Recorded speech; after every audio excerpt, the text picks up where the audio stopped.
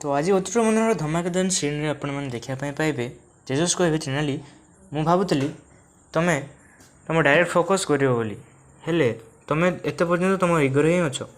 ଦର୍ଶକ ବନ୍ଧୁ ଏହା ଶୁଣି ଟ୍ରିନାଲି କହିବେ ଏତେ ପରେ ମଧ୍ୟ ତେଜସ୍ ତମେ ମୋତେ ବୁଝିପାରିଲ ନାହିଁ। ଡକ୍ଟର ଶୀତଲ କହିବେ ଦୁଇ ଜଣ ପ୍ଲିଜ୍ ଝଗଡ଼ା ବନ୍ଦ କରି ସେ ନିରୀହ ଝିଅମାନଙ୍କୁ କିପରି ବଞ୍ଚାଇବ ତାହାର ପ୍ଲାନିଂ କର। ଟ୍ରିନାଲି କହିବେ ହଁ ତ ସମସ୍ତେ ଦେଖନ୍ତୁ ଆମର 3ଟି ଜଣ ରହିଛି, ହେଲେ ପ୍ରଥମେ ଆମକୁ ପ୍ରୁଫ୍ କଲେକ୍ଟ କରିବା ପାଇଁ ପଡ଼ିବ। ତେଜସ୍ କହିବେ ମୁଁ ସେ ପ୍ରୁଫ୍ କଲେକ୍ଟ କରିବା ପାଇଁ ଯିବି। ତାପରେ ଟ୍ରିନାଲି କହିବେ ନାଇଁ ତେଜସ୍, ମୁଁ ତୁମକୁ ମରଣ ମୁହଁକୁ ଠେଲି ପାରିବି ନାହିଁ। ସେ ଗୁଣ୍ଡାମାନେ ଭାରି ଦୁର୍ଦ୍ଦାନ୍ତ, ତ ତୁମକୁ ମୁଁ ସେଟାକୁ ଯିବା ପାଇଁ ଦେବି ନାହିଁ। ତେଜସ୍ କହିବେ ଆଜି ଯାଏ ଟ୍ରିନାଲି ତମେ ମୋତେ ଆଉ ମୋ ପରିବାରକୁ ବଞ୍ଚାଇ ଆସିଛ, ତ ଆଜି ସେ ସମୟ ଆସିଛି ମୋତେ ତୁମର ହେଲ୍ପ କରିବା ପାଇଁ ମୋତେ ସୁଯୋଗ ଦିଅ। ଏପଟେ ଦିଆ ଏହାର ସମସ୍ତ ଭିଡ଼ିଓକୁ ସେ ଗୁଣ୍ଡାମାନଙ୍କ ପାଖକୁ ପଠାଇଦେବେ।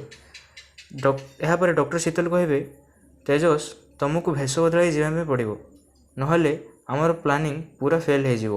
ତାପରେ ତେଜସ୍ କହିବେ ହଁ ମୋତେ ପୁରା ଫୁଲ୍ ପ୍ଲାନିଂରେ ଯିବା ପାଇଁ ପଡ଼ିବ।